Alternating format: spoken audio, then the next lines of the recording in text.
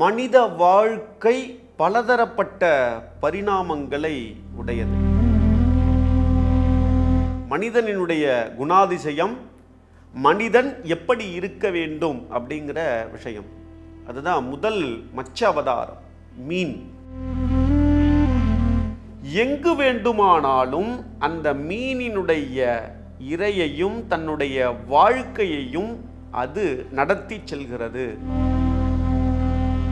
இதுதான் மனித வாழ்க்கை. மனித வாழ்க்கை எப்படி இருக்கு அப்படின்னா, தெளிந்த நீராக இருக்கிறது ஒருவனுடைய மனது.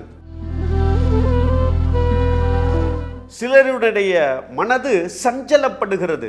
அருவியாக கொட்டும் பொழுது சஞ்சல சப்தம், சஞ்சலப்படுகிறது. ஓடிக்கிட்டே இருக்கான் ஆறு போல ஒருவனுடைய மனது ஓடிட்டே இருக்கு. எங்க ஓடுறான்றது அவனுக்கும் தெரியல, யாருக்கும் தெரியல. சிவபெருமானின் பஞ்ச முகங்கள், அதே மாதிரி பஞ்சமகா பாவங்கள் அப்படின்னு சொல்லக்கூடியதும் இந்த அஞ்சுல தான் இருக்கு. அப்ப இந்த கூர்மம் அப்படிங்கிறது நமக்கு எங்கு சென்றாலும் நம்முடைய சிந்தனை, செயல், கட்டுப்பாடு அப்படிங்கிறத நமக்கு நாமே விதிச்சிட்டோம் அப்படின்னா நிச்சயமா நமக்கான வெற்றியுண்டு. நாம் செய்து வைத்த வேலைக்கான வெற்றியுண்டு அப்படிங்கிறது தான் இந்த கூர்ம அவதாரத்தினுடைய செயல்பாடு. தச அவதாரம். இந்த தச அவதாரம் நமக்கு உணர்த்தக்கூடிய விஷயங்கள் என்ன? மனித வாழ்க்கை பலதரப்பட்ட பரிணாமங்களை உடையது. இந்த பலதரப்பட்ட பரிணாமங்கள் அப்படிங்கிறது மனிதனினுடைய குணாதிசயம், மனிதன் எப்படி இருக்க வேண்டும் அப்படிங்கிற விஷயம். அதுதான் முதல் மச்ச அவதாரம் மீன். இந்த மீன் தன்னுடைய வாழ்க்கையை எந்த இடத்துலையும் அமைச்சுக்கும். மேலேந்து கீழே விழுகிறது அருவி, அதன் வழியாக மீன் மேலேந்து கீழே விழுந்தாலும் கூட அதற்கு ஒன்றும் ஆகாது. ஒரு இடத்துல தண்ணீர் மேலேந்து கீழே விழுந்துட்டு இருக்கக்கூடிய இடத்துல கூட இந்த மீன் மேலே போகும். இந்த தண்ணி போகிற போக்கிலேயே தான் போகணுன்ற அவசியம் இல்லை அப்படிங்கிறத அந்த இடத்துல அது உருவாக்கும்.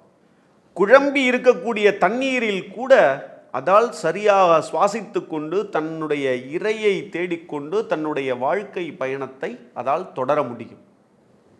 கடலாக இருக்கட்டும், குட்டையாக இருக்கட்டும், ஆறாக இருக்கட்டும், அருவியாக இருக்கட்டும், சாக்கடையாக இருக்கட்டும், எங்கு வேண்டுமானாலும் அந்த மீனினுடைய இரையையும் தன்னுடைய வாழ்க்கையையும் அது நடத்தி செல்கிறது.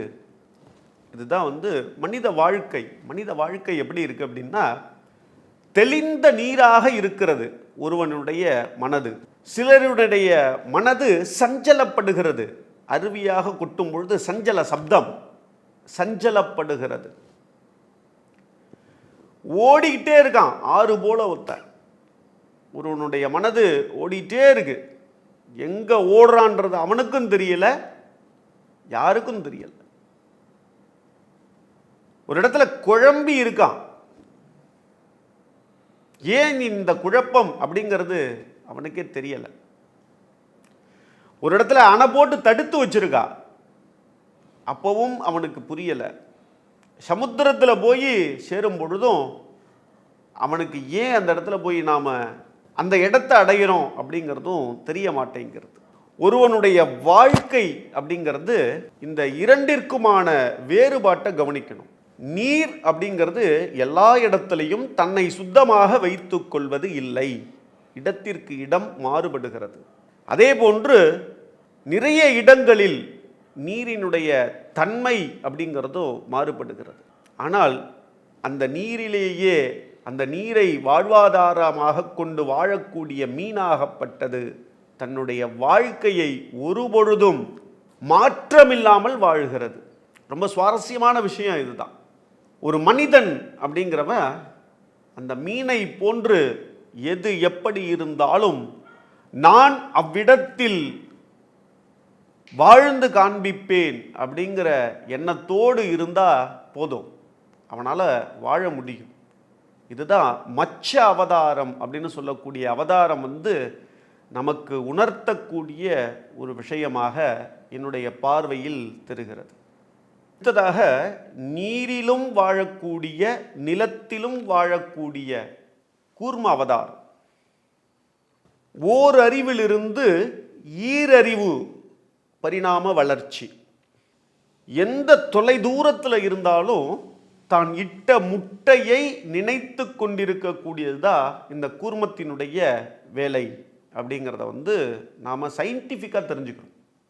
இப்போ நீ எங்கே வேணாலும் இரு, உன்னுடைய எண்ண அலைகளை சரியாக வைத்து கொண்டால் நீ செய்து வைத்த வேலைக்கான பலன் உன்னை அடையும் அப்படிங்கிறது தான் அந்த கூர்மத்தினுடைய ஒரு பிறப்பு நமக்கு கற்றுக் கொடுக்குது. ஒரு ஈரறிவுக்குள்ள ஒரு விஷயத்தை 6 அறிவு படைத்த மனிதன் எடுத்துக்கொண்டால் அத்தனை நன்மைகள் இருக்கிறது.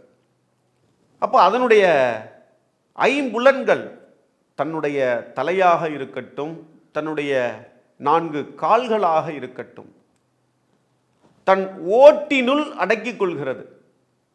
எந்த ஒரு ஆமை தன்னுடைய ஓட்டை விட்டு வெளியில் வருவதே பாதுகாப்பு அப்படின்னு நினைக்கிறதோ அது இறந்து போகும்.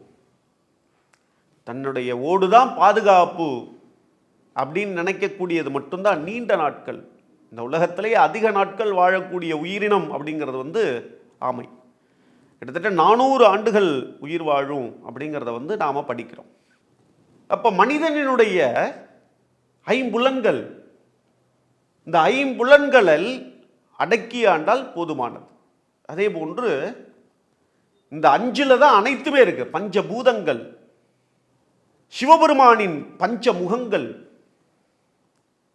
பஞ்ச தத்துவங்கள், பஞ்சமூர்த்திகள், பஞ்சலோகம், இப்படி பல விஷயங்கள் அதில் சொல்லிக்கிட்டே போகிறோம் நம்ம.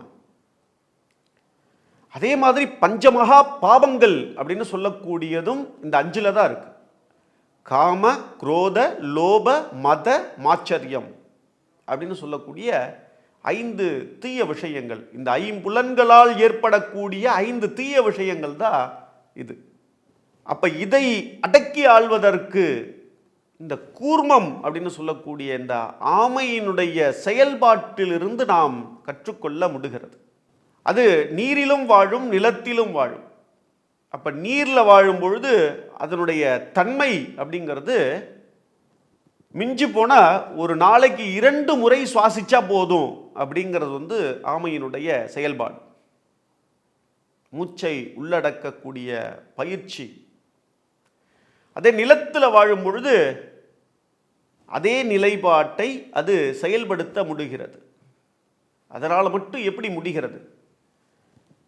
அதை நாம் உணர்ந்து உள்வாங்கி செயல்பட்டால் நாம் அடுத்த நிலையை அடைய முடியும். மனிதனை விட அடுத்த நிலை இறைநிலையாக இருக்கலாம், அல்லது தேவநிலையாக இருக்கலாம். ஏதோ ஒன்று நிச்சயமாக மனித நிலையை விட அடுத்த நிலையை நாம் அடைவதற்குண்டான பாதையை அது ஏற்படுத்தும். அப்ப இந்த கூர்மம் அப்படிங்கிறது நமக்கு எங்கு சென்றாலும் நம்முடைய சிந்தனை, செயல், கட்டுப்பாடு அப்படிங்கிறத நமக்கு நாமே விதிச்சிட்டோம் அப்படின்னா நிச்சயமா நமக்கான வெற்றியுண்டு. நாம் செய்து வைத்த வேலைக்கான வெற்றியுண்டு அப்படிங்கிறது தான் இந்த கூர்ம அவதாரத்தினுடைய செயல்பாடு.